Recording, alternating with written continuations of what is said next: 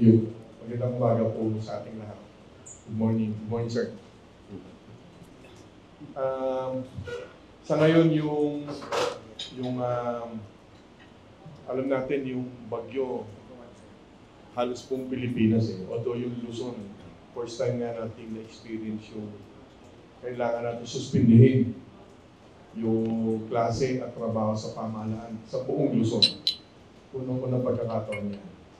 Yan ay dahil gumamit na rin naman tayo ng mas makabagong paraan kung paano natin mapipredict o mababasa yung maaaring mangyari mismo pagdating ng bagyo. Sinasabi tayo noong unang panahon at tinitingnan natin yung typhoon track, di ba? Wherein dun sa mismo maapektuhan ng bagyo, doon tayo nagko-concentrate. Ngayon, tinitingnan na rin natin yung mismong takbo ng hangin, yung tinatawag na ring band o yung kaulapan. At galing sa mga scientific studies, halimbawa ng Department of Environment and Natural Resources, DNR, DOST, nakikita na natin kung saan yung mas tatamaan ng baha at mukhang gaano karaming baha ang ibubuhos, ang magiging ang mangyayari. No? So dahil dyan, nakita natin na kailangan talaga suspindihin yung pag-aaral ng ating mga estudyante sa buong Luzon.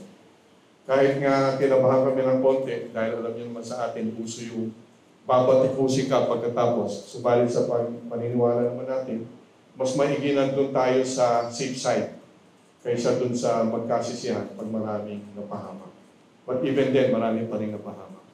Kaya sa mga susunod na ganitong pagkakataon, again, sa tulong ng media, yung information dissemination, dapat mas mapag-igting pa. At yung mga kababayan naman natin, mas maniwala pa sa ating mga announcements. Huwag na natin subukan yung kung tama o mali yung sinasabi ng national government and the local government units.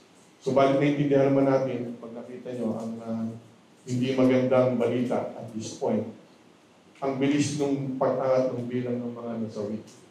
Kahapon ng umaga, ang official report sa amin, 11 pa lang. Nung bandang hapon, naging mahigit 30. Nung paggabi na, 40 plus na. Nung gabi, 60 plus na.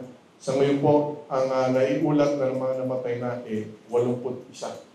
Although, again, subject to validation. I'll take this liberty po kung ano yung validation na tatanong tayo lagi dyan. Yung 81 reported casualties, ito ay galing sa regional offices ng Office of Civil Defense. Dahil ang Office of Civil Defense ang pinuno sa mga rehiyon ng ating regional disaster councils. So, as reported, 81 na. Yan naman ay i-verify ng PNP, Philippine National Police. At isasabit naman nila yan sa DILG. At ang DILG, may proseso din yan. Kailangan nila ng certificate, yung death certificate na magagaling sa mga LGUs, na siya naman magsasabi kung yung pagkamatay ba ng naging biktima ay may direktang kinalaman dun sa bagyong nangyari. Yun yung ibig sabihin ng subject to validation. Para matulungan nyo kami magpaliwanag. Kasi yung discrepancy sa reporting baka magkalituan. Sa ngayon, as reported, ibig sabihin, iniulat sa atin ng mga regional offices ng NDRRMC, 81 na. Again, yan hindi magandang balita yan dahil sasamahan nyo pa yan ng mga nawawalang kababayan natin. Sa ngayon, meron pang 34 missing persons. Hopefully, makita pa yung iba doon, subalit karamihan kasi dyan natabunan. Nagkaroon ng maraming landslides tayo. Ang naapektuhan populasyon, ganito, maliwanag ko rin, bago dumating yung bagyo, sinabi natin, around 30 million Filipinos will be affected. Yung will be affected, ibig sabihin, mararanasan natin yung bagyo dahil napakalawak. Ang severely affected, yan yung 4.4072 million Filipinos. Ibig sabihin, kinakailangan natin ilikas sila yung mga talaga nabaha. That will translate to 1.062 million families. At ang mga nasa evacuation centers pa sa ngayon, mahigit 82,900 plus families. That will translate to 311,468 persons. At meron din mga naapektuhan, severely affected, na nasa labas pa na evacuation center, sila yung mga nakikitira o pansamantala sa kanilang mga kamag-anak o kaibigan. Ang bilang nila, 138,151 families. That will translate to 610,921 persons. Subalit, itong report na to, itong ulat ito ay kaninang alas 7 ng umaga. Latest report yan. So maaaring, in-expect na natin, mayan. Sana huwag na madagdagan yung bilang ng nasawi, subalit talagang maraming, karamihan dyan nasa Naga at yung sa Naga and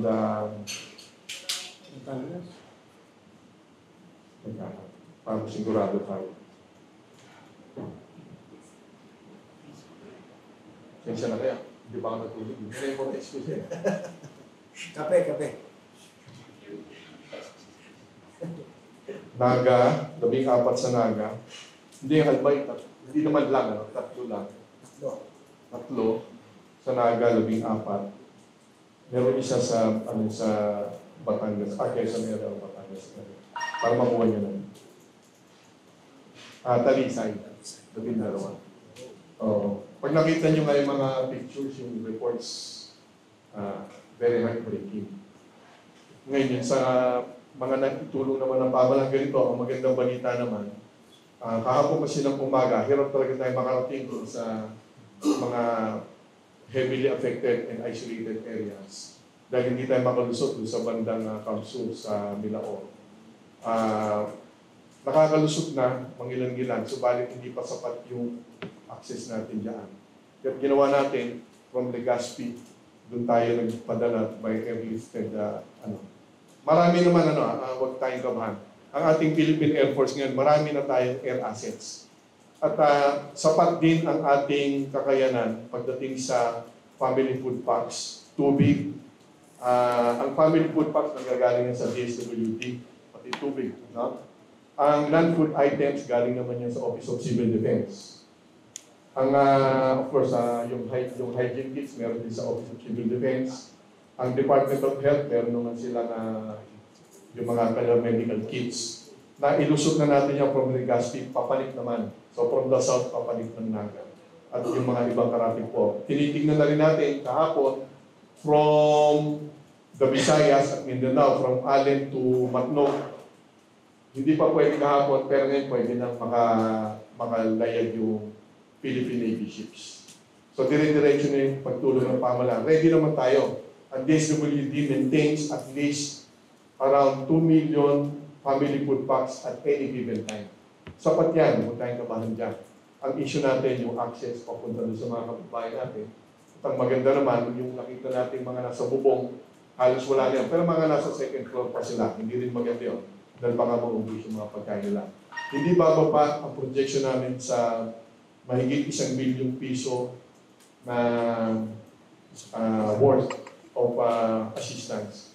So balik handa tayo kung kailangan pa ng mas marami. And lastly, dahil meron tayong makikipagtulungan at partnership sa ibang bansa, marami pang parating, although again, hindi natin puproblemahin yung family food packs, hygiene kits. Subalit, yung pagtutulungan natin sa atin ng mga ibang bansa, namely, automatic yung tulong ng Brunei, Malaysia, Singapore, and Indonesia. Formal na yan. Nagpadala rin sila ng air assets, but we told them, pagdating sa C-130, marami naman na tayo. So, valid welcome pa rin naman yun. Any additional help is a sign of solidarity with our partners. So, yun na muna. Kung meron katanungan, mamaya. Thank you. Sir, excuse me, yung access road papuntang Bicol, open ba or by air lang ang ba? Ganito po. Yung magandang access sana, yung Maharlika Highway, through Quezon, naaabala tayo, naiipit tayo dun sa may Milaor. Hindi pa uubra doon. Subalit may mga long cuts na tayo pwedeng gamitin. Yun nga lang, from the south, Legazpi, paangat tayo yun. Kaya binabarko namin from the Visayas, Mindanao, airlifting, papunta sa Legazpi, and then saka natin pinapadala. Hopefully within the day, maayos yun. Mataas pa ho kasi masyadong tubig. Mahihirapan yung even yung mga trucks. Yes, para hindi mo matapos yung ating kababayan sa dito. Yung supply ng pagkain within Bicol region is sapat. Ang problema lang ay how to get there kasi maraming kailangan. Sapat po. Mahigit pa sa sapat yung kakayanan ng national agencies, DSWD, Office of Civil Defense, DOH, at even the private sector. Marami pagdating sa pagkain. Sapat yan. Huwag lang bumalik agad yung makakabala naman tayo. Subalit sabi naman ng DOST na pag-asa, yung pag-yutan ng Fujiwara effect. Within the next few days, i-observe pa yan.